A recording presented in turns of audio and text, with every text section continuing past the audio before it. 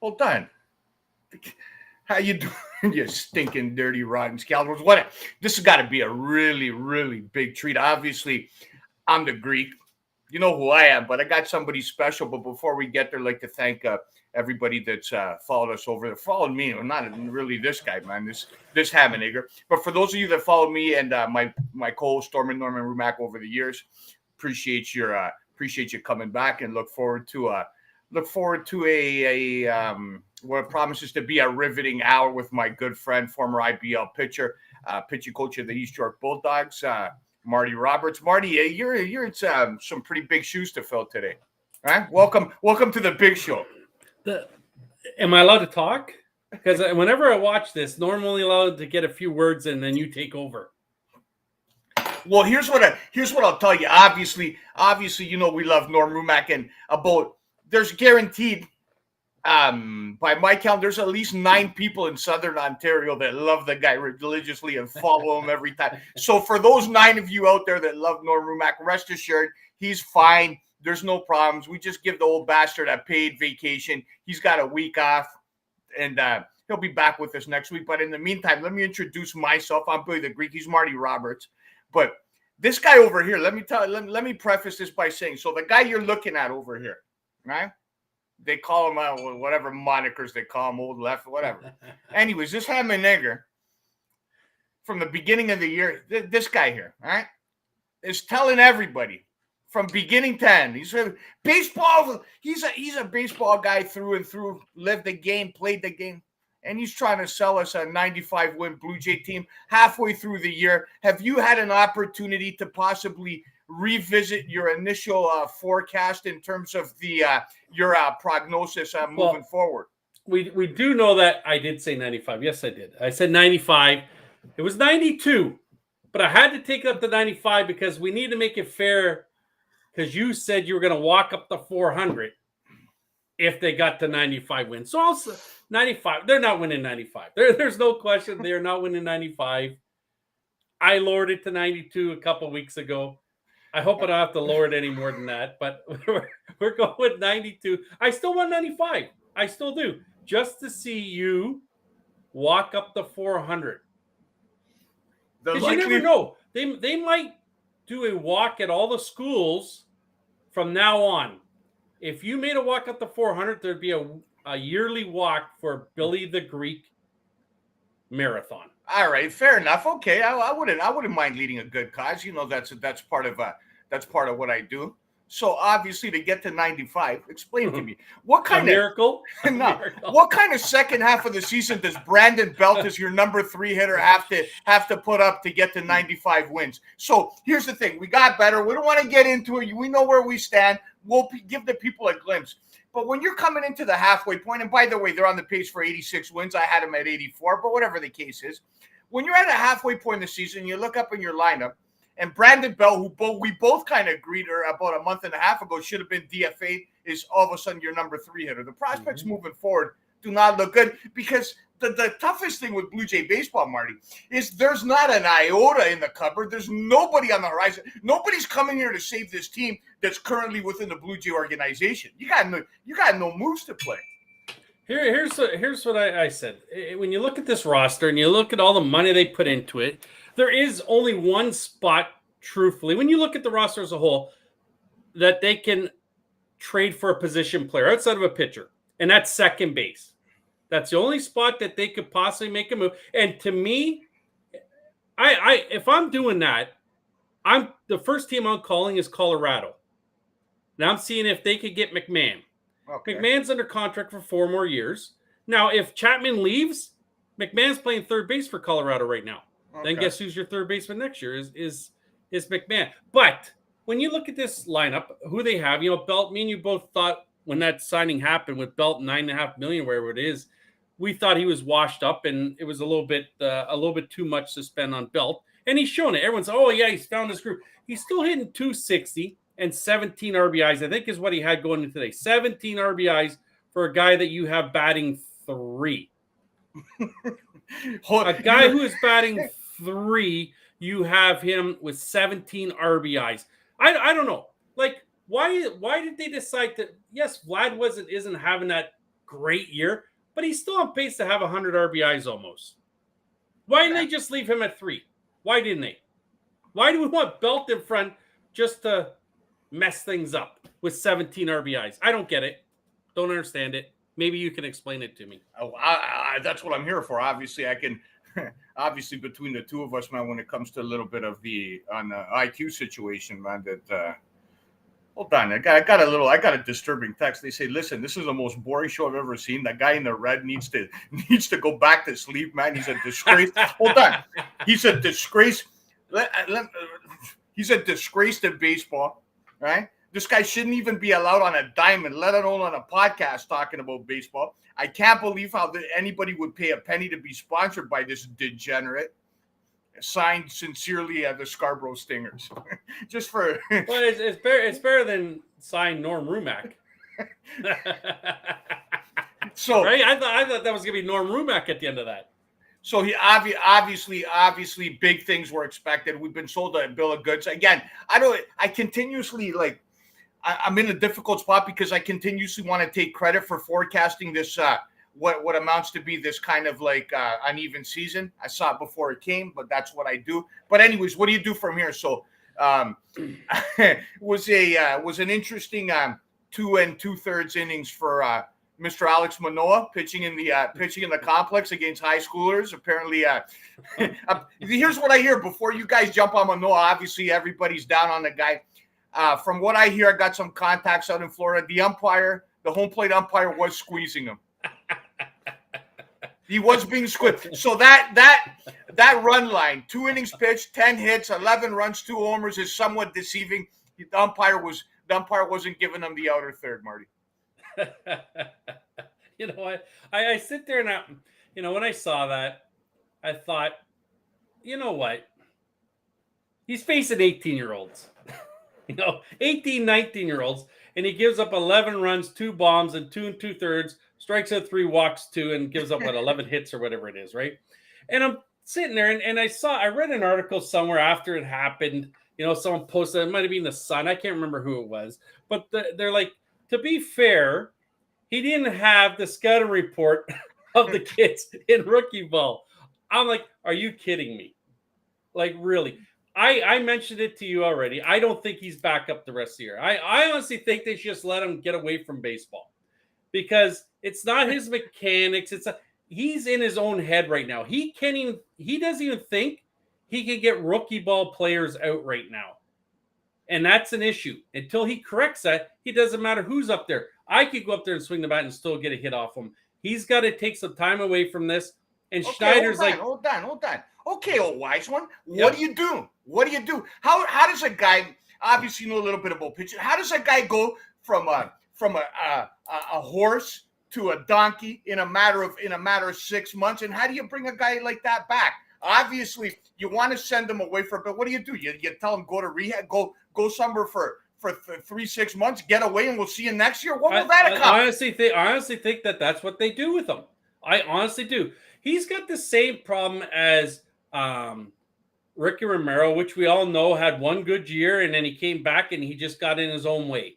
And I think the other one was Rick Ankiel from St. Louis Cardinals, another guy that couldn't figure it out. Mentally, he just couldn't get back into it. And Manoah is in that. The only thing that can happen is bad things when they put him out there against 18-year-olds and he gets it handed to him. Just let him, you know what? Don't have him face anyone else. If you want to work on things on the side, you let him work on things on the side. But this has been, what's he been in there, 2 or 3 weeks now? And his first official outing in Florida today versus hitters was a disaster. I don't see him coming back. I really don't. And the more he struggles, the worse it becomes for him. So just let him sit it out, work on some things on the side, but he's not facing any more hitters this year. That's the only way you're going to fix this. Chalk it up as a year that he's done. That's it. All right. So you want that? So you want the guy to get out of his head and stop thinking and just get it. How in the blue hell is the guy going to stop thinking about it if you tell him go home? That's all he's going to be thinking about. That's all he's going to be obsessed with. What do you think he's going to do? What do you think he's not ready? What do you think he's going to do? Go fishing and forget about the fact that you know what? And that's what he's got. Put it this way, he goes out there next week and does this again. Are they any further ahead? All right. Okay, fine. I'll ask you in a different way. Let's suppose he pitched 3 clean innings today. Would you feel any differently? No, I wouldn't have felt any differently. So really, if you hadn't feeling different, it really doesn't matter what he does there against the 18-year-old. It does, but I just don't think that. I honestly didn't think it was going to happen. I told you this 2 weeks ago that I didn't think he was coming back up. This is something that has gone really bad. They can think mechanics all you want. His velo's down. It don't matter if you're throwing 100 miles an hour and it's right in the middle of the plate. Good hitters are going to hit you, and that's the problem with Manoah. Is his control was terrible. Everything was breaking to the middle of the plate, and his slider was loopy. Doesn't scare anyone. And when you're in your own head and you're thinking, heck, I can't allow this guy to get on as opposed to I'm getting this guy out, you're in big trouble. And that's what Manoah is in right now. And like I said, maybe go home, have some home-cooked meal by his mom, and have him come back next year fresh and not have this disaster keep moving on throughout the rest of the year. How long have you known me? I've known you for a while. All right. So would you think, like, you know what kind of magic my mind produces? Obviously, you've been firsthand. You've been privy to some of the magic that comes out of my. Well, obviously, it starts in my heart, right? I got a big heart, kid, and then it generates and it goes this way, man. Top verbiage. So would you, if you were in the decision-making process, would you consider the Greek and Manoah to get together for a coffee? Do you think? Hold on. You've seen the magic I've done with the Bulldogs. Do you think there's a possibility that I can get in his head and bring Manoah back? Yes, or do you think, is that something you'd resort to if you were in a position of authority? I could see that happening. The only way he would come back is if he had him pitching for the East York Bulldogs. And it's really unbelievable. If you said at the beginning of the year, if you told me, and again, we look at the Blue Jay record, 43-37 as of today. I don't know for the 43-38, but you look at it took Guerrero almost half a season to hit his first home run, and Alex is pitching against high schoolers and getting lit up in 1-7. If Guerrero's putting up MVP numbers and Manoah 7-1, they're battling for first place. Is it really that simple? Can a Blue Jay optimist really break it down and say those two things that we expected that have gone completely in an opposite direction are the sole reason we're 43-37, not 50-28 or 50-29? I would say that it is a big part of it, not the only part, but that's a big part of that. Those two guys right there. Manoah was given the ace tag at the beginning of the year. And, for him to do that, put obviously the Jays in a big hole. And then Vlad, yes, Vlad's numbers, when you look at it as a whole, are pretty good, right? But it's not what they want or what they need. When the Jays went out and made trades, it was based on the fact that they didn't have to worry about Vlad. Vlad was going to get them that 110 RBIs, bat 300, and have 35, 40 home runs. It's not happening. So that has caused an issue with the Jays. Like, I brought this up on other shows. Hold on, you do other shows? You warm up to get. I'm a well thought. I guess guys want me. So, anyways, but when you look at this Vlad for the year, if Bo Bichette was doing this, would he not be booed and them wanting him to be traded? Yeah, absolutely. So why is it that Vlad gets such a pass on everything that he does? Here's one of the differences is with him. It's interesting because he's still not chopped liver. He's hard to criticize, and he doesn't play that defensive position that Bo played last year. So Bo's struggling and not playing and not hitting the way he can. We've seen obviously the second half of last year, and this year's probably the best hitter in the American League. But again, Vlad doesn't play that premium position where Bichette, arguably, forget about the bat, was probably the worst shortstop in baseball last year. But you do make a point. It's interesting how people have gone easy on Vlad. And here's the thing that bothers me the most about the guy. I don't know the guy, obviously. How could I, Mama? Just a little guy. But here's the thing that bothers me about this guy. Watch him throughout the whole game. He's talking in English to every single guy that comes to first base. You see him in the dugouts. Right. And then after the game, the guy has an interpreter and speaking his native tongue. If I'm a Blue Jay guy, man, and you're representing this country, right? I know he wants to keep his boy employed, give him a couple of dimes in the pocket. But at what point in time, as an organization, do you tell the guy, listen, man, you're gonna, this is not Vladdy Guerrero Sr., where we let him off the hook for his whole career. Now you got to learn how to speak the language, man, and you got to speak English when you're doing interviews.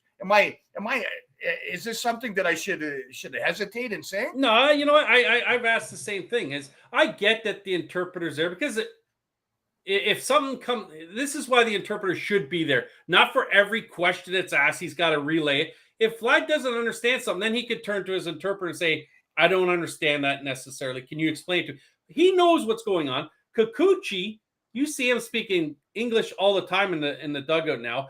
He's improving every single day. And it wouldn't surprise me at some point that he starts doing a lot of interviews in English, sort of like Kawasaki years ago, right? Even though his English wasn't very good, he still did interviews. I think Vlad needs to start doing that. And like you said, he talks the English on the field, in the dugout, on commercials. But when someone interviews him, he has to have his guy with him. I get it. I do. Because it is it's tough for them to understand English fully. But they aren't tough questions when they ask him, how did you hit that home run? He knows how he hit that home run. He can explain it to you in English. What are you saying? What's that broad's name that does the Blue Jay? Hazel May. Oh, sorry. So what are you saying? Hazel's not a hard hitter? Hazel sort of, I think, has a soft spot for Vlad and doesn't ask him the tough questions. Let's be honest here, Marty. This is at 11 o'clock, almost 10 o'clock at night. Special time next week. We'll be back to our regular spot. Let's put it this way, Marty. Again, we're all adults here for the most part. Even Jim Iliopoulos trying to tune in says attachment not available. Sorry, Jimmy. Something's going on with our technology. The show's not getting out the way it should have and the way it would have and the way it will moving forward. We'll do better. But let's put it this way. Hazel's a fan of all the Toronto Blue Jays. Hazel loves her Toronto Blue Jays, Marty Roberts. Well, make no mistake about that. I want to go back to what you said about Jim saying attachment not available. That's usually what we say about you when you're at East York. Attachment's not available when you're coaching. Is that not what Jim and me usually say to you? Your attachment's not available? Something like that. Well, obviously, sometimes you get the best view of the yard is 300 feet down the line, right in left field, man. Sometimes you see things ordinarily you wouldn't from the dugout. I like to catch things from all perspectives. Anyways, yeah, we'll work on this attachment stuff moving forward. Special shout out to the Central Ontario Standardbred Association for their continued support. COSA for sure. Visit them on Coastal Line TV. King of Carpets, Mayor of Carpets. Not the Mayor of Carpets, Nikki Borsch. We appreciate him for his support too. Obviously going through some trying times and testing times. The technology is not where it should be, and we're working on everything to get this back to get this show back to where it was, and we'll do so in short order too. So continued support, and we appreciate you guys for all you do. Now getting back to the Blue Jays, we'll spend a couple more minutes on them. Here's the thing that I enjoy most: being right. You know that. There's nothing I love more than being right, because it happens a lot, right? Obviously.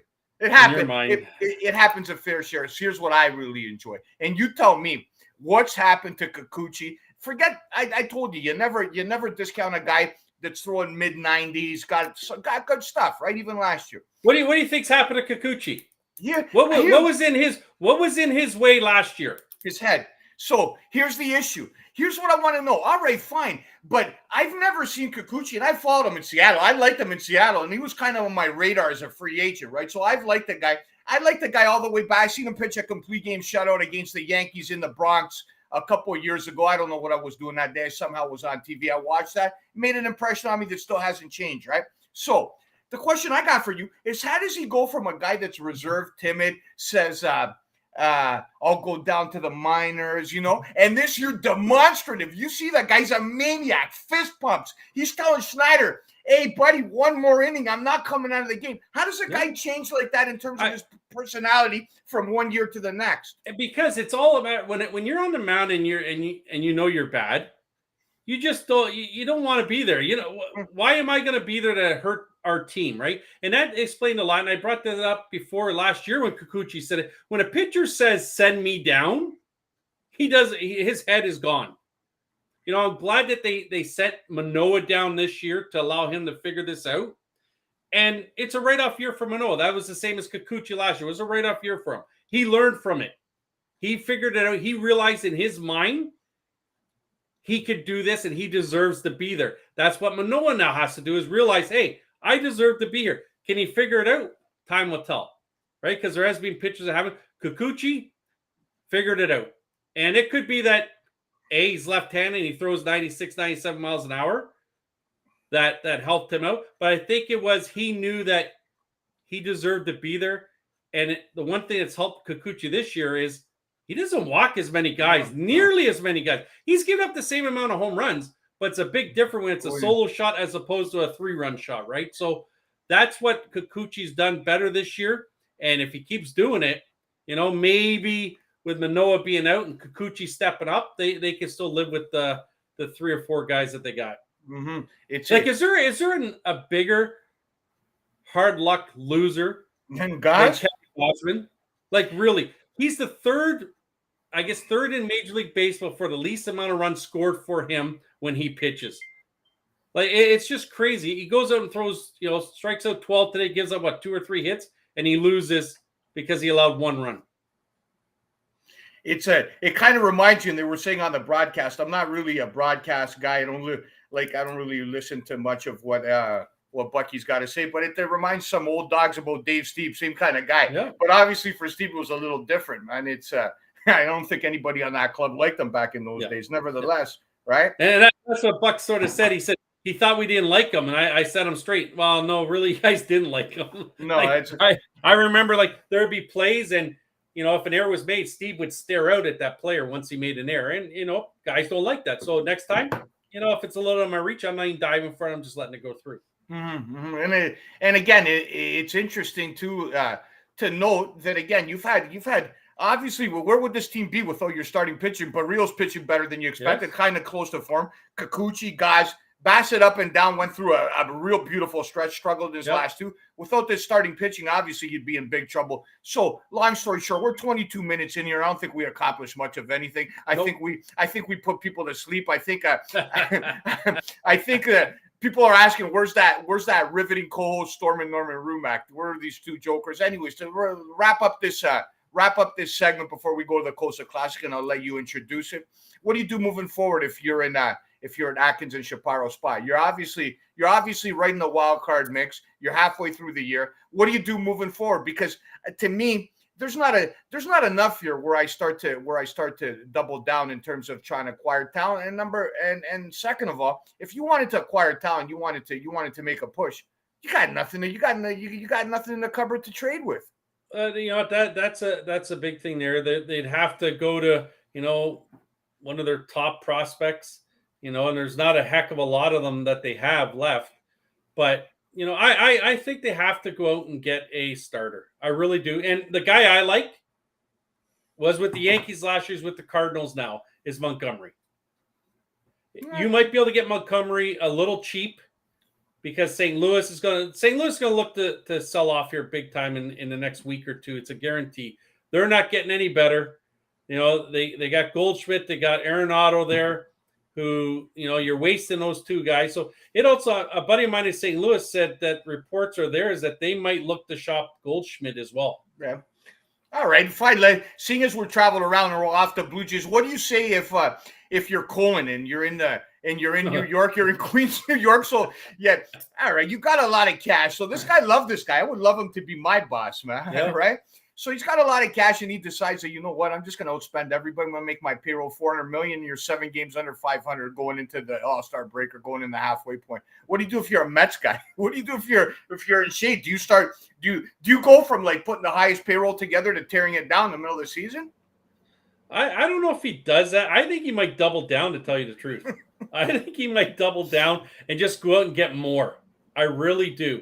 He just doesn't, seem like a guy who, obviously money's not a concern for him. And, if it means I got to go spend another $30, $40 million at the deadline, I'm going to do it. That wouldn't surprise me if he did that. I don't think he's going to trade any of those guys that he signed away, but I do think he might go and try and get a couple more guys to help out there.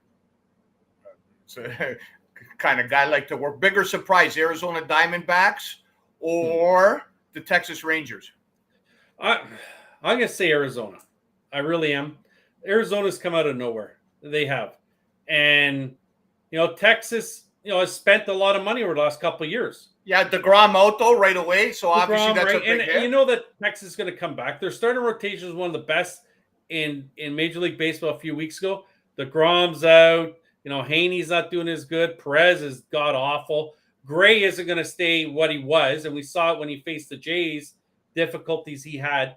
I expect Texas to come back towards Houston again. But Arizona, and they got a lot of young guys there. Their pitching staff is really being, Galen's nice. It's a nice team to watch, but they have some guys too that are injured. I think one of the starters went on the RL the other day. Let me see who it was. I'm trying to remember who it was. Kelly went on the RR yesterday. I got breaking news. Hold on. All right, breaking news. I don't know if you guys can see this. Look at this, man. I'll put it up to the screen. Right? Can you guys see that? I got my phone. You really can't. Hold on. You got the flash on or something. Hold on. Let me work this. Give me a second, guys. Let me work this. I got the flash on. I don't know. It's awfully bright. Technology is not your friend. Hold on. Now there's the flash. Anyways, the long and the short of it, man, I was going to show you. I'm on the Facebook dating app, right? And here's what happened. So as I'm doing this, like obviously at this point in time, my broadcasting career is dead to rights, man. I'm never going to do anything. Like a couple of years ago, there was whispers that I might get a job somewhere. That's not happening. We all know that by now, man. And before you know it, Coach is going to can my ass, and I'm not going to be doing this anymore. So obviously, I got to make a move, right? So I put myself out there on the dating app, and I got a little nugget here, man. I got a little nugget. First one in 6 months. So I've been out there, man, harassing women left, right, and center, and I got finally a nugget, Marty Roberts. I wish I could show you. Did you remove your picture from the profile? Is that why? No, not even. I think I look good, man, but maybe I'm delusional. I don't know. I think you know what's funny, man? It's funny that. I believe that I'm a really handsome guy, but I could be butt ugly, man. I think I'm delusional. I don't even know. I look in the mirror and I think I look like a model. And then really in reality, my love life suggests otherwise, but that's a whole different story. Anyways, this piece of work right here. You know what? Alcohol fixes everything. Yeah, I had to kill a few. So hold on. I'm not going to say her names. It starts with a J. I'm just looking for her forever person. She wants drama-free, empty nester. Hold on. It gets better. I enjoy outside when the weather is nice. Maybe hitting a street festival, a patio with great company. Can you get any better company, Marty Roberts, than the boy wonder here? You've hung around me, man. It doesn't get any better than this. My favorite movies are Indiana Jones franchise. Not bad. I can also be bribed with a hot tub and an awesome margarita. Send me a message, Billy G. Let's get that conversation going. By the way, I'm not interested in having more children. Oh, geez, man. That's a red flag right there. Hold on. Let's see her statistics. Looking for long-term relationship. Joe, pay attention. Located in Toronto, 5'1", 192 pounds. I'm guessing. I got nothing official there. Medical secretary, never smokes. Let's see. Look at her. This is sort of like opposites attract here. You know what? Smoke, likes the patios. You know what? I'll tell you. In her first line, did she say she wants drama free? Hold on, man. Hold on. You know what, man? I'll tell you this, buddy. For those of you out there that are a little bit younger than me, never take your youth for granted. One day you're just going to wake up and you know what? You're just going to realize you're old, man. Life's passed you by. I used to take everything for granted, man. I thought I'd never get old. You know, I was like, uh-oh. Billy's going to leave. Rogers kicked him out. For you that were watching this, maybe it's a good time, Joseph, that we go to the Costa Classic from the Meadowlands. How about we do that, Joseph? A field of 9, 3-year-old Pacers at the post. They're all in behind the gate, and here they come for the start of the Meadowlands pace.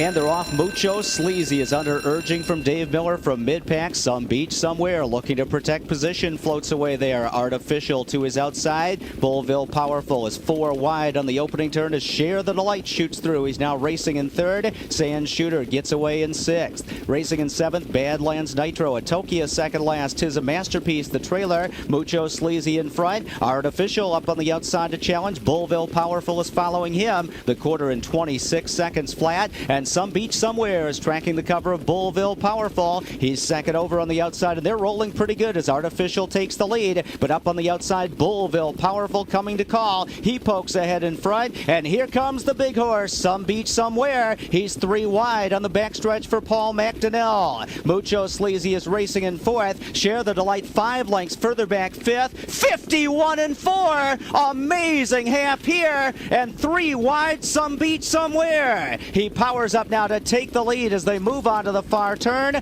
Artificial is stretching him out and now back in 2nd. Mucho Sleazy racing in 3rd. Bullville Powerful drops back on the outside. Share the Delight is 4th at the rail. Sand Shooter is racing in 6th. Then it's Badlands Nitro. Some Beach Somewhere was used very hard. He's under a hand drive. McDonnell shakes the lines at him. Artificial sticking right with him. 1:19 and 1. Some Beach Somewhere leads it by 2. Artificial tips to the outside, trying to get to him. An 1/8 of a mile away. Some Beach Somewhere under pressure. Artificial up to his wheel on the outside. Some Beach Somewhere full out. Artificial, a desperate lunge on the outside. Artificial, Some Beach Somewhere at the line. Artificial, 1. Now you know the name KOSA TV, an industry leader producing unique, high-quality digital content promoting harness racing in Ontario. Features, virtual programming, live events, and more. KOSA TV has it covered. Follow our social media channels and be sure to subscribe to our YouTube page to view the latest content. And if you're looking to bet your favorite Ontario track, check out hpibet.com. KOSA TV, taking Ontario racing global.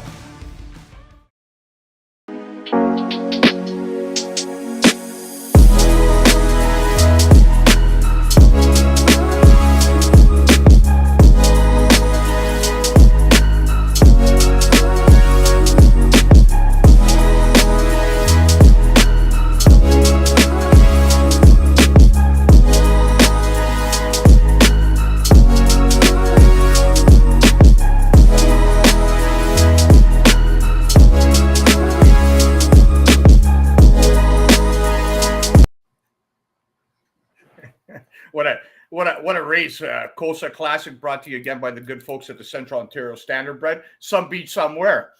Getting nosed at the wire. Obviously. You know what? To me, that's on Paulie Mack right there. That was such a bad drive by him.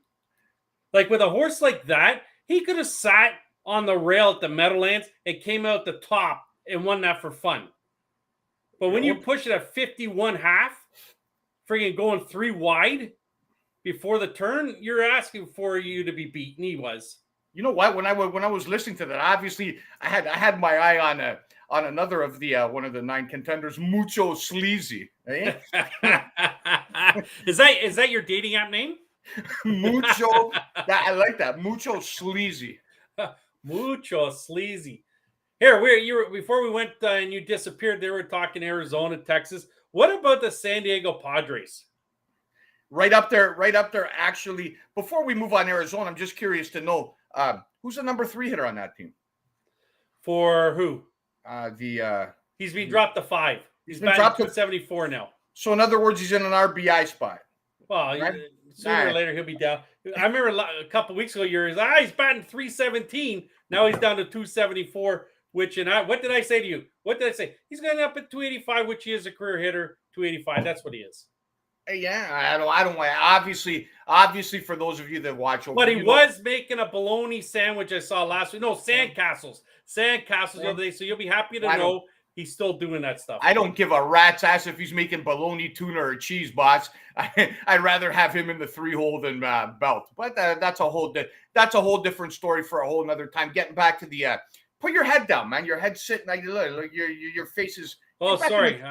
I was doing what you usually do. All right, here's what I usually do. Bigger disappointment, San Diego or the Mets. Obviously, you got to look at both clubs. Mets, as we mentioned earlier, big disappointment. But again, San Diego putting together that club, all-star roster on paper, and it just goes to show you. And we know, being in the game, we know that you can put what's the best word? You can put any kind of roster together like an all-star club, but it doesn't guarantee you a good baseball team, right? And obviously.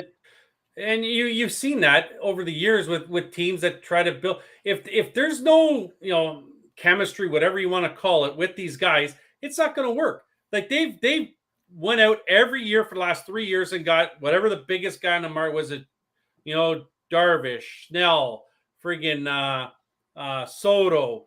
Now they go to the scrap heap and they get Sanchez. So you're in trouble when you want to go get Sanchez to be your catcher for you at San Diego. Right? Absolutely. I don't know. To me, it's they spent an awful lot of money there, and on paper they should be running away with it, and they're mid-pack in the wild card spot. Yeah, absolutely. Again, but here's the funny thing with town. You never know when it clicks, right? It can when you have the horses, it can still click, but don't hold your breath if you're a San Diego fan. Every time I do this show within the last couple of months, for some reason, I try to get the show out there. Looking on my phone, account restricted. Only you can see this. And you know what the hard part is, right? Other than the fact we're gonna get terminated, man. There's gonna be no little checks at the end of the month. My good friend Shauna Brown has no access to watching this program, which is that might be a good thing. Maybe you know what? Maybe, as you know, I'm a big fan of Shauna. Shauna, keep up the good work. I might deliver the program in person one day. That's the plan at this point. It's not really going good. I've made overtures in the recent past, and they haven't been very successful. It starts with FU. I just asked the poor girl. I said, "Listen." That's a surprise. Well, again, maybe it was my fault. I asked the poor girl if she was in the mood to come over, man, and have a laugh and fix me a sandwich. She didn't think that was it. Well, you think that anyone would want to jump on that and say, yeah, let me come over and do that? You wonder why sometimes you're sitting on the couch by yourself. Sometimes, you know what? It comes to me and I realize that maybe I'm looking at things in the wrong way. Perhaps maybe you should go over and make her a sandwich. Get the hell out of here! What do I look like? I know you couldn't make a sandwich if your life depended on it. I'm an old school Greek kind of chiseled stallion. Man, we're gonna go make a sandwich, man. The best I'll do is take her to Wendy's once a month, man, and that's lucky too. No one but me gets Arby's. Remember that. Yeah, you did too, and I haven't seen you since. I haven't seen you since. Hopefully we're gonna be making a good run in the next. Look at this. I can't help us confirm it's you. This phone, I'm gonna smash it anyways, man. Trying to hold the good man down as always. 37 minutes in, I see. So obviously we've scoured the world in terms of baseball. What's the next direction, Marty Rob?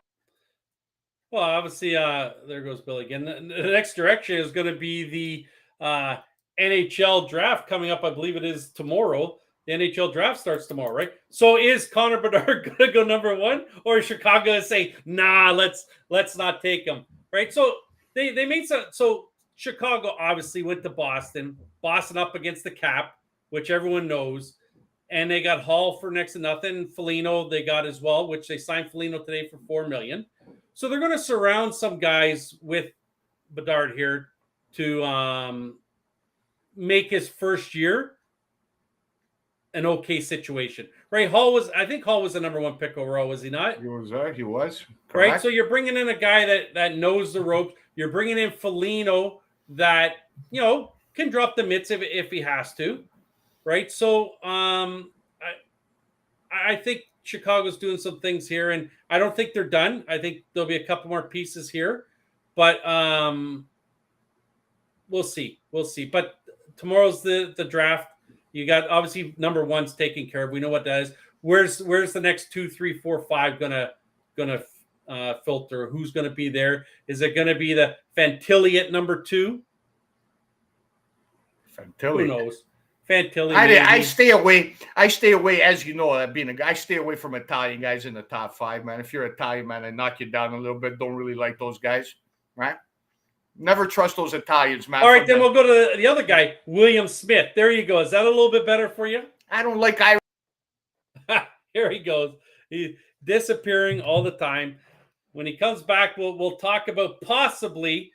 Rumor is that Mr. Carlson's on his way to the Toronto Maple Leafs. So beautiful. That's a beautiful solution to a 7-year problem. So you get a right-handed moving defenseman that's tough, that's weak in his own end, can't clear a net, and will be a liability in his back end. That I don't know. If Tavares went the other way, sure, I'd bite. If you can somehow. What if it's like a William Nylander that goes the other way? You know what? At this point in time, I'd bite there too. You know how I feel about Nylander, and especially if he's coming in and demanding a contract in excess of $8-9 million for a long term. Then at this point in time, you gotta cut bait somewhere. Obviously, you can't carry the same core. You don't want to carry the same core, and even if you did financially, you can't carry them. How are you going to sign Matthews, Tavares, Marner, Nylander? So if Nylander goes and Carlson comes the other way, obviously that's not something I'd be opposed to. But you'd have to find a way for somebody, especially on San Jose's end, that's not near the cap and they're kind of closer to the bottom, to hold some of that salary. So whatever you do, you throw in. And if you can make that happen, so be it. I wouldn't be opposed. But that's not really the answer, right? Well, they even if they went out, okay, they went out and they get Carlson. No, okay, fine, you get him. They still haven't fixed the problem between the pipes. Hold on. And I know who you're going to say, Joseph Wall. Here's the number one from what you've seen from historically, and again, we can only go by obviously recent history. You had a guy in Vegas, a guy named Hill, I believe it's Aiden Hill's his name, out of nowhere. Guy that wasn't highly regarded. Goaltenders are the funniest breed in the NHL. Like, there's guys with pedigree, but more and more we're seeing guys we've never heard of, right? Coming to playoffs. Even if you look at Boston's pair of goaltenders, really coming into the year, like, you know, marginal guys that were on nobody's radar as elite guys, and somehow they fill the position. So the Leafs got to get lucky when it comes to a guy like this, right? And if you're building a franchise, obviously you got to save money somewhere. So what better way to save it than have a goaltender playing for $800,000 on a team that's pushed against the cap, right? You run with them for half a season, you give them a shot, and then you reassess at the All-Star break, right? That's not the worst thing in the world. Like, I'm more confident in that guy, as you know, over the course of our conversations than I am in Samsonov. He's a bigger guy to me. He handles his positioning better, and he's got a history, obviously, with the Marlies. He's a winner. He didn't show himself to be that bad in terms of his playoff appearances for a guy that came in ice cold. So he's the guy in net. That's not the issue. That's not the issue in that. The issue is how you're going to change the culture on that club, how you're going to get some more sandpaper in there, how you're going to get some more men instead of little boys. Because the Leafs, for the most part, when you're talking about talented, skilled guys, they got a plethora of those guys. But they don't got speedy guys that force to play and play in a tenacious style. That's what's lacking. Where do you find it, though? Yeah, they're going to have to look at a team that's up against the cap and see if they can, like, at least have somewhere around $10 million, I think, in cap space right now. They have, I don't know how many guys they have to sign, but there's about $10 million in cap space there. You're right, but they have, over the last 2 years at the trade deadline, got some sandpaper and it didn't work out for them. You know, they end up the same at the end, right? So they've done the same thing. They've tried to bring it in, whether it's O'Reilly's, Achari's, Foligno's, and it just doesn't work. So hold on.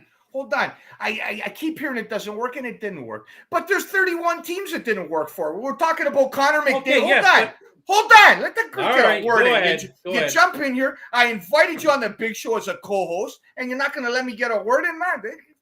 Please. You got Connor McDavid. Norm, what do you usually do when he starts talking back to you? Norm. You just ignore him. Okay, bye. All right. Ignore this. Connor McDavid, best player in the world, 3 MVPs. Oilers are stacked. How many cups have they won? You look around the league, they're not giving cups to everybody. And again, when you're talking about the Leafs, obviously you lost to Florida in a tough series. You played a couple games. You lost in overtime. Are the Leafs that far away? Is Edmonton that far away, really, as they're constructed today? Couldn't a break here or there been the difference between them moving on and then getting to where they want to go? Their break is the same as the Leafs break. They're configured the exact same way, those two teams. Those two teams are the exact same. And their biggest default is the guy in net. Look at Florida. Look at Las Vegas. What got them there? Besides their sandpaper, who was they the had Florida two guys. goalie? Who's They the had Florida two goalie? guys. Huh? Who's the Florida goalie? Well, if Bobrovsky didn't stand his head, Florida doesn't get there. We know this. So in other words, well, there's two guys here, man. Let's I don't know. Let's revisit history. There was one guy. Yes, you did say if what did I he say? plays, Tell the you Greek said man. if he plays well, goes back to his Vezina ways, Florida had a chance, and they did until he fell apart, and then so did the Dreams. So you were all compliments until the end, man. Then you had to throw a shot. I can't just keep giving you compliments. Like you look at Hill, you look at Bobrovsky. The way that they played, that's what got them there. Goaltending is what gets you to the Stanley Cup Finals. It's plain and simple. And the Leafs don't have it. Edmonton doesn't have it. And this year, there's not really a heck of a lot of top names on the free agent market for goaltenders. Are you going to go and get Jonathan Quick? Varlamov? Are you going to get him? Jari with Pittsburgh? I don't know. Is that the guy that's going to put you over the top? But you need someone in net. Here's the problem with the Toronto Maple Leafs, and really when you think about it, all these clubs, like when you look through the league and you look at championship clubs, they got surprise guys that came out of nowhere and did the job. Yes. When is the last Leaf that you saw that came out of nowhere as an internal guy? They found him and did a job and was a prime contributor in big moments. When's the last guy they found? When's their scouting has ever come up big in that kind of way where we ask ourselves, where did they find this guy? Right? It's not only in the Toronto organization in hockey, it's in baseball too. Like you see the scouting departments of other organizations. You look at Tampa, you look everywhere else, and you wonder, where are they finding these guys? And then you look back at the Blue Jays, and you don't have a guy that can pitch 4 innings in an entire organization, the minors, and you got other organizations like the Dodgers are bringing guys that in Double-A throwing 102 miles an hour. And you got this guy over here, what's his name, with the tattoos, man, as your 5th starter. Throw him Francis. Right? How does this happen? And who's accountable to this? At what point in time do we start calling Atkins, Shapiro, these general managers accountable for not finding these people, these scouting departments? At what point in time do you just say, you know what? All you guys that are looking for talent for me, see you later, man. Let me go find some other guys. It's not working in Toronto. Yeah, you're absolutely right. Scouting department should be the biggest money that a team puts into that spot is the scouting department. You look at it in baseball. You look at the Tampa Bay Rays. Every year, they just find guys. Why? Because the scouting department finds them.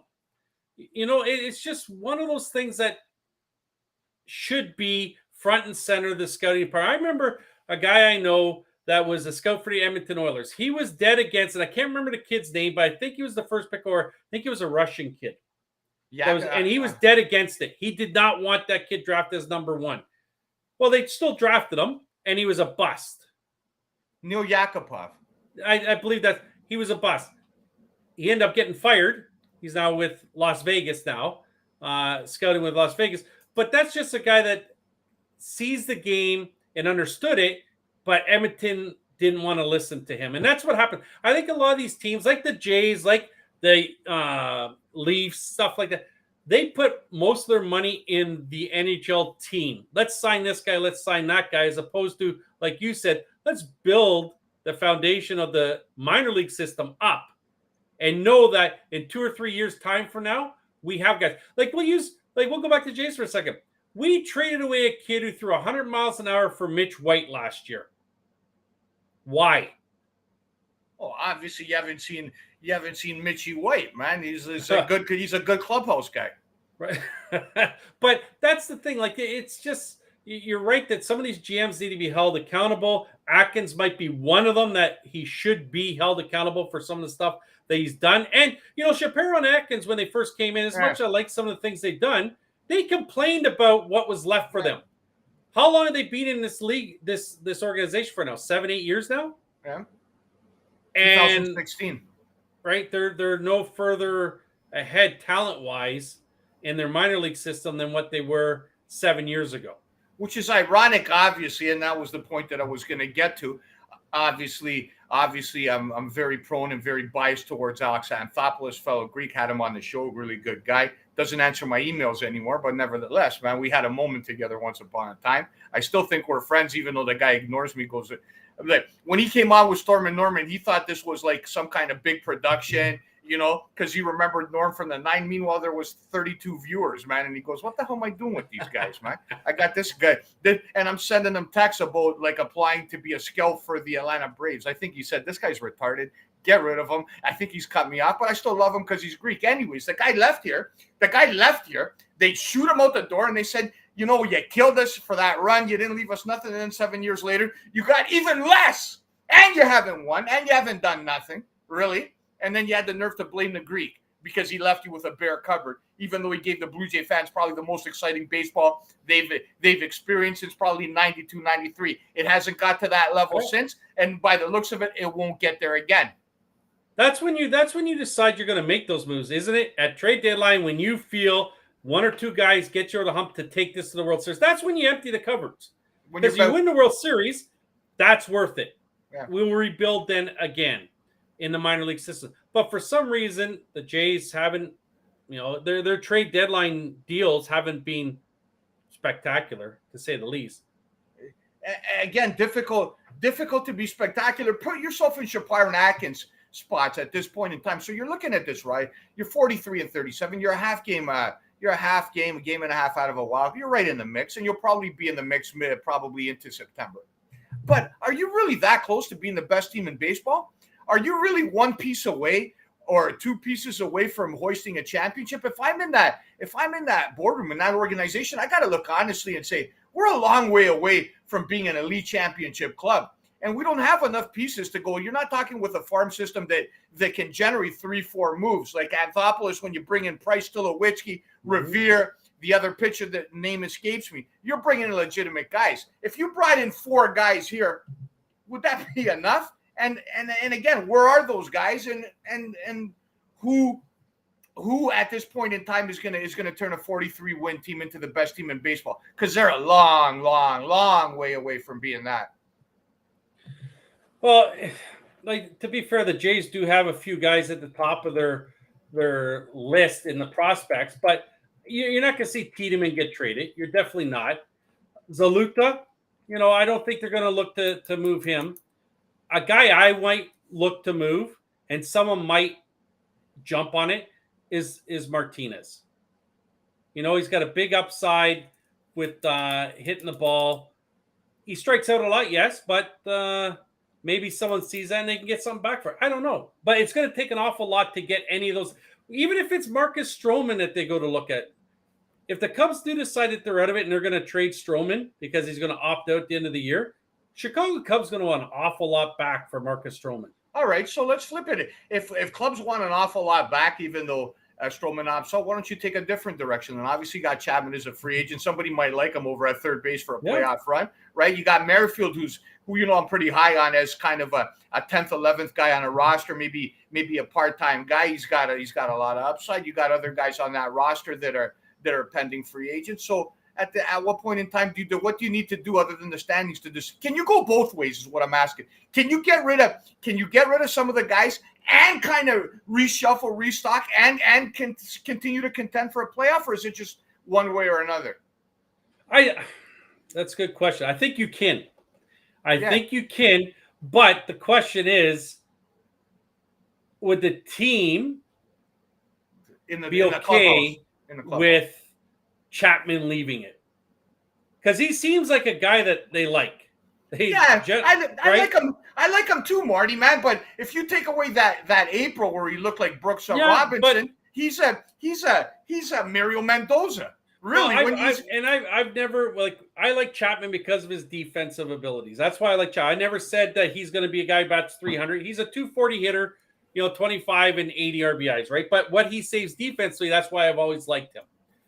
But that's why I said you could go to Colorado. If you got McMahon back and then you ended up trading Chapman, I think that makes it a little bit easier, does it not? If you have a guy like McMahon in place already and you got rid of Chapman. Well, you'd figure that the only way Blue Jays move is if they have some kind of control on a guy moving forward for into next year. You're not putting all your eggs into this year, or anything that happens this year. If the worlds came together and you somehow catch lightning in a bottle and you make a run, that's a different story. But you're not putting all your eggs in there. You're not signing guys. You're not giving up farm guys for a guy that's a free agent at the end of the year. I think we'd agree on that.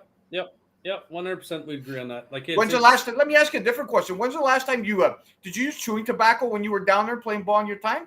No, I've told this story before. One time I tried chewing tobacco and I swallowed a leaf, and I was driving home and I pulled off the side of the road into a parking lot and I just started puking all over the place.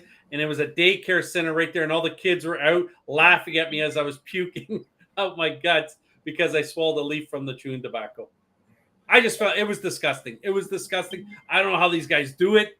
It was just when I went to school, we'd run for our off season was we'd constantly run and do all that stuff. There was guys puking and chewing tobacco at the same time. Let me ask you a different question. All right, live on the Fired Up Network, I'd like to thank Joe Pesich for putting us on the Fired Up Network and all the work he does behind the scenes. Obviously, we're happy to be here and to hope that the relationship continues as is. Peacefully, as we love it. But my drama-free guy. So, all right. So, bottom of the ninth, right? Bottom of the seventh, we'll use in this case. Game on the line. Who do you want to play, Owen Taylor or Noah Hall? Oh, you're putting me on a spot here.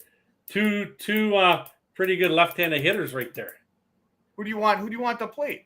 I'm going with my boy Noah Hall. You're going just from history alone. History. Noah Hall, junior national team member. I'd put on Noah Hall, but you know what? Owen is pretty special too. I don't know. I took a look at the stats. Owen Taylor, 24 for 47 with 8 extra base hits, home runs, plays a stellar center field. That 24 for 47. That's 5'11", Marty. It's not bad. A little small sample size, but not bad nonetheless. All right, Nope. Different question. So obviously we got a big squad this year. Big squad. Looking forward to the Olymps. July 13th through the 17th in London, Ontario. You excited?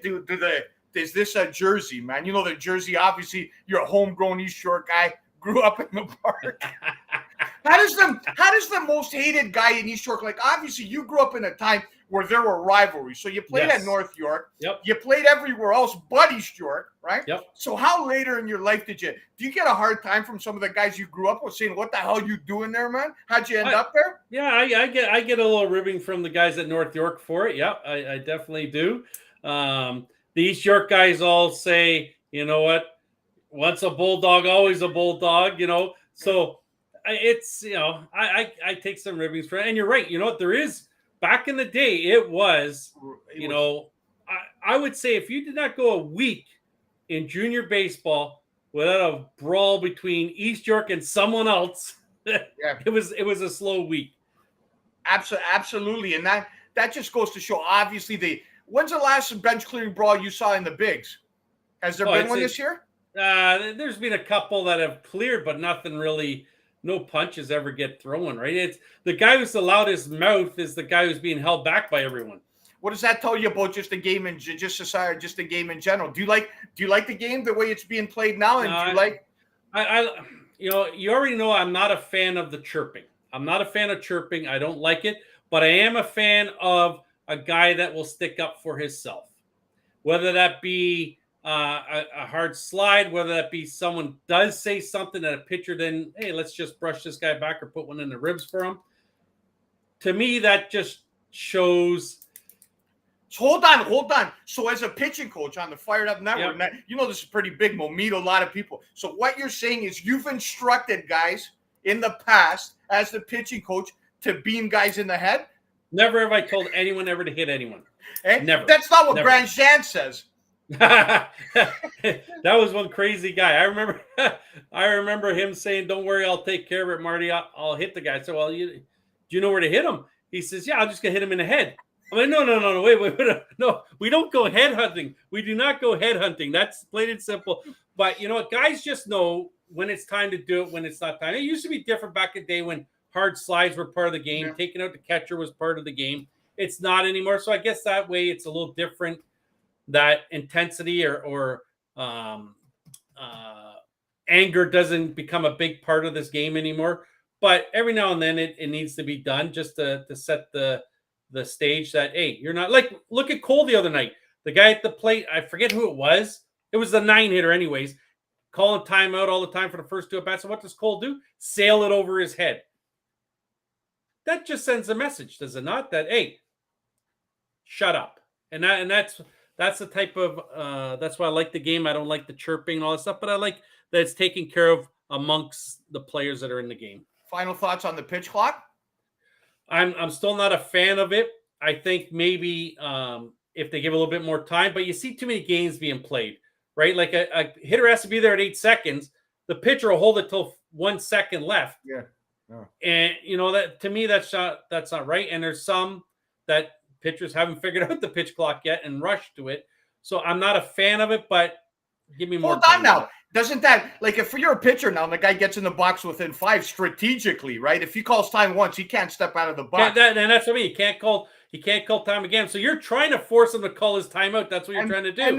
And then obviously if you get him, if you tow the rubber and he's in the box and you got 10 seconds, you could just sit there sit there and wait till 1 second's left. And then he's in there. Like, you ever been in a box waiting for that? Like, you're just antsy. Like, you're waiting for your timing's all messed up. Guy's going to throw 102 by you. You just don't know. And doesn't that add more? Hold on. Doesn't that add more of the mental side of the game to that? Like when you factor those kind of things in, doesn't it take it to a deeper level? It might, but to me, it's just a bunch of games inside a game.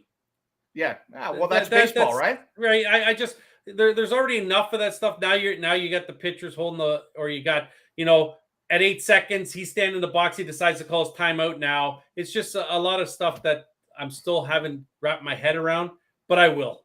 You will one day.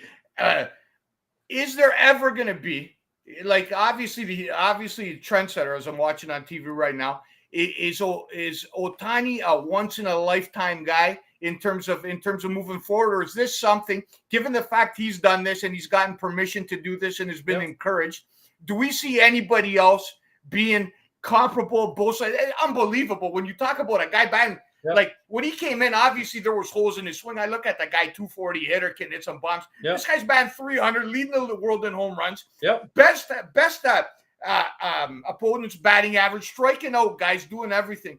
This is like as big a story as possible, and it obviously people talk about it, but it doesn't get the notoriety it deserves. This is a once in a lifetime guy. It might very well. You would think that there'll be more of them coming up. Like, I know LSU, who just won the College World Series, has a guy who's a dynamite pitcher, and next year he's going to be their shortstop. So that tells you but you would think that with Ohtani being doing this for a few years now, there'll be a few that start coming through the ranks that can do both. Now, does the team want them? If I'm a team, of course. I want them. Of course, you're paying a guy one salary to be 2 spots. Like, for those Blue Jay fans old enough to remember, John Olerud was a hell of a college pitcher, right? And obviously the world was a different time. And then, but can you imagine Olerud on the mound every 5th day and batting 360? There's absolutely nothing wrong with that. Nope, 100%. I expect there'll be more, though. I don't think there'll ever be another Ohtani, but there'll be guys that come up through the systems that will do both, and we'll see if they can do it every day both. All right. So what do the Angels do with this guy? Obviously, he's a free agent. So what do you do? Like, if you want it at the deadline, right? Even if it's for half a season, I'm sure you can have half a team's prospects if for anybody that was so inclined to make a trade. What do you do if you're the Angels? Yeah, you better, if you don't have a guarantee from Ohtani that he's signing back with you, I think you do have to look to get whatever you can back for him. And it'd be a bunch. You get a ton back for Ohtani. Even for half a season? Even for half a season, because whoever gets him then thinks, hey, for the next half a season, I can work on re-signing him. We have the opportunity. Right? All right. Whereas you wait till the end of the year, you're with everyone. Now, like, say the Mets make a trade for him. Now Cohen has him for 3 months to work out a deal and get him. Yeah, absolutely. So what's the number then? I think it's $50 million a year. For? I don't know. His age is a little older, but I think you're looking at almost $500 million. Would you think if you had, like, Shauna Brown just texted me and she wants to know, what does Marty Roberts think? What's the exact contract going to be? 10 and 500? I think 10 and 500. Yeah. I think 10 and 500 is Ohtani. He'll get his $50 million a year. Will it be with Anaheim? I don't know if it'll be with Anaheim. It might be with the Mets. I don't know. But if Anaheim does not have that guarantee from Ohtani, they have to look to trade him. They can't let him walk for the biggest star that Major League Baseball probably has ever seen. You can't let him walk for free. Would Ohtani get a little more? Would he get a little more notoriety and respect, and would he be bigger if he was a white guy from Alabama? I don't think he can get any bigger. I honestly don't. Like in terms of the face of baseball, because you see him still, but because of the language barriers and this and that, do you think he'd be even bigger, or do you think the issue? I don't think so. I think with him being who he is what's made him so big. Mm-hmm. I really do. This is a guy that's come in that no one really knew anything about. Came in here, and now everyone is fascinated with everything that this guy does. He's just a guy who has fun doing it, hits balls 500 feet, and throws 100 miles an hour. You can't get any better than what he is, and he's going to get paid. If you're Rogers, do you back up the Brinks truck? I would, but Rogers, they're not going to do it. And the thing is, as much as I say the Mets, can he play in New York? Can he handle that? We don't know. From all accounts, obviously, if reports indicate, obviously signed out in the West Coast guy. Maybe if I'm taking a guess that it's all set up for Ohtani to wear that Dodger blue. Yeah, it might be. And when Ohtani was first coming over here, Jays were in on that process of trying to get him. They just got outbid for it. But you never know. But like I said, if Anaheim doesn't have that guarantee, they have to move him and not let him walk for free. So Anaheim doesn't have the guarantee. They have to, Matt. We'll close it off like this. We will run a little bit over time, couple minutes to go. Billy the Greek, that's Marty Roberts filling in for the Borderline Hall of Famer, Stormin Norman Rumack. Will be back next Monday. So what do you do if you're the Leafs now? Obviously, there's been rumblings as reported by those. You never know when you hear guys like Freeman, these guys, and they say, "Oh, Matthews likely." You don't know these guys. Maybe they're plugged in. Maybe they're not. Matthews still hasn't signed a contract, right? So what do you do if you're Trey Living and you have Matthews and coming into the season not signed? At what point in time do you kind of look at maybe making going in a different direction? That's another issue there, right? Again, they would have to look, if they're not going to trade him before the season starts, they're going to have to get that feeling then throughout the year and figure it out. Because again, you're going to let him walk like what's his name, Grudeau did from Calgary to Columbus for nothing. Yeah. So I think Matthews re-signs with the Leafs. I really do. I think he likes Toronto. The media, as much as they get on him, it doesn't seem to bother him. It really doesn't. So yeah, I could see him being back with Toronto and re-signing with Toronto. Yeah. And I can see you, what? I can see you back in maybe 6 months. That was a not bad. Next time Rumack has a vacation, I'm there. Absolutely. And again, a pleasure as always on behalf of all the good folks at the Fired Up Network, all the things that they do.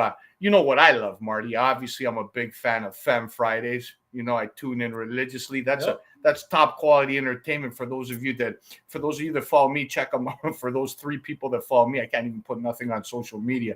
Jesus, that Murphy. Anyways, for the 3 people that follow me, Femme Fridays, Fired Up Network, Joe Pesich, Marty Roberts, Billy the Greek. We'll see you next Monday, 6 p.m. usual time. Bye for now.